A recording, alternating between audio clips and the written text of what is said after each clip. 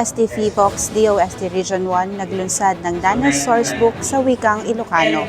Sa isang makabagong pagsisikap na mapabuti ang komunikasyon sa agham at kahandaan sa sakuna, inilunsad ng Department of Science and Technology Philippine Institute of Volcanology and Seismology sa pakikipagtulungan ng Don Mariano Marcos Memorial State University South La Union Campus at ng University of the Philippines Visayas, kasama ang DOST Region 1 ay naglunsad ng Earthquake and Volcano Sourcebooks na may mga video package sa lokal na wika ng Ilocano ngayong ika-14 ng Enero taong 2025 sa JNB Hotel and Resort, City of San Fernando, La Union. Ito ay produkto ng DANAS Project o ang Earthquake, Tsunami, and Volcano Disaster Narratives for Experiential Knowledge-Based Science Communication Project na nagtatampok ng karanasang kaalaman na ipinahayag sa mga lokal na wika upang pag-ugnayin ang teknikal na impormasyon at karanasan ng komunidad at mapunan ang puwang sa komunikasyon sa agham at kahandaan. Ang mga sourcebook ay madaling maintindihang mga gabay upang mapahusay ang pag-unawa sa mga panganib na geological tulad ng lindol, tsunami at pagsabog ng bulkan na nagpapabuti sa kakayahan ng mga komunidad na maghanda at tumugon ng epektibong tulong.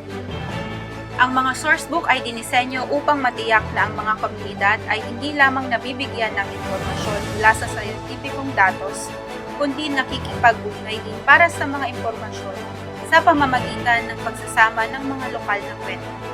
Binigyang diin ni Regional Director Teresita Tabao ang kahalagahan ng storytelling upang mas maipaintindi sa karamihan ang mga impormasyon na nais iparating kaugnay sa disaster preparedness at resilience.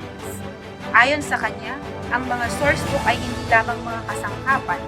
Ito ay mga tulay na nag-uugnay ng kaalaman ng mga scientifico sa mga karanasan ng mga komunidad at pumupuna sa agwat sa pagitan ng teknikal na kaalaman at pag-unawa sa kultura.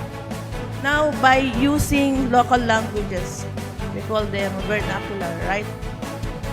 And incorporating community narratives, we make disaster preparedness not only more accessible, but also more relevant and relatable to our diverse Filipino communities.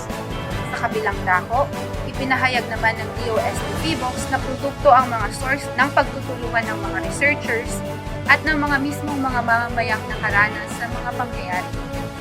Sila ay nagsasagawa ng matinding pagsasaliksik at pakikipag-usap sa mga komunidad na nakaranas mismo sa lindol, pagsabog ng bulkan at tsunami.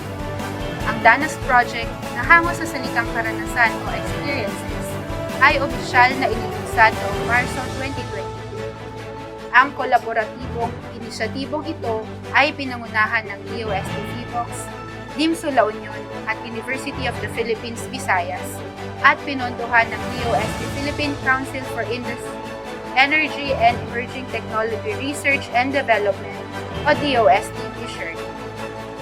Ako po si Ron Arquelada, the PDRM Officer of the Province of Ilocos Sur.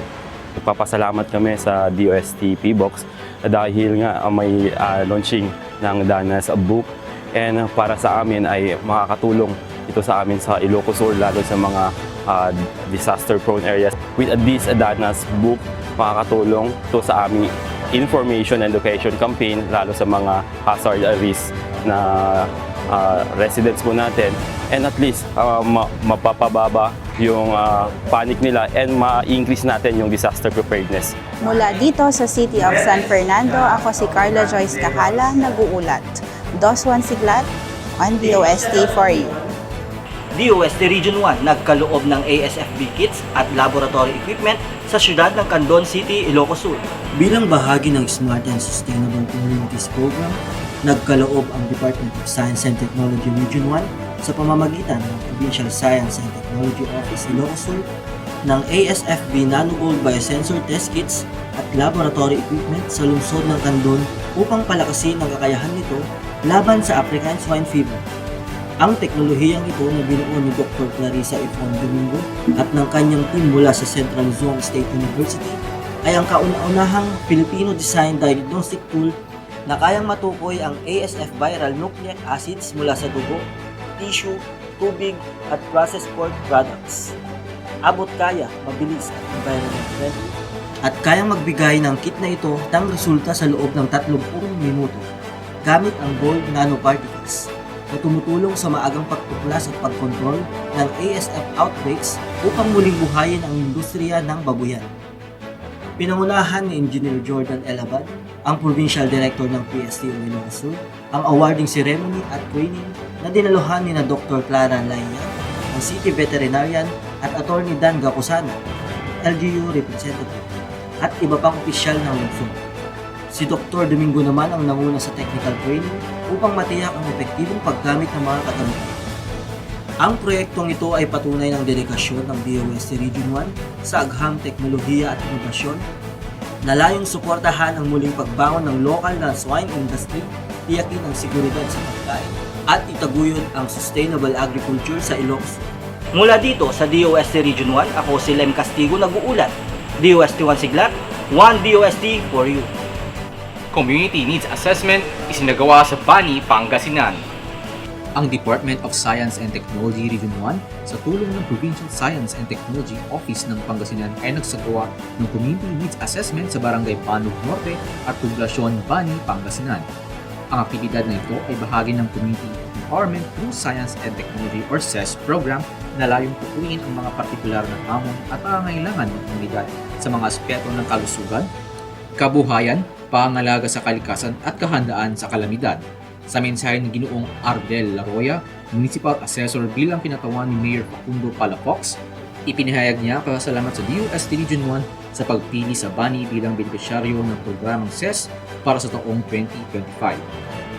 Sinundan ito ng focus group discussions na dinulahan ng 51 na kalahok mula sa iba't ibang sektor kabilang ang mga barangay health workers, guro, nutrition scholars at lokal na opisyal ng pamahalaan.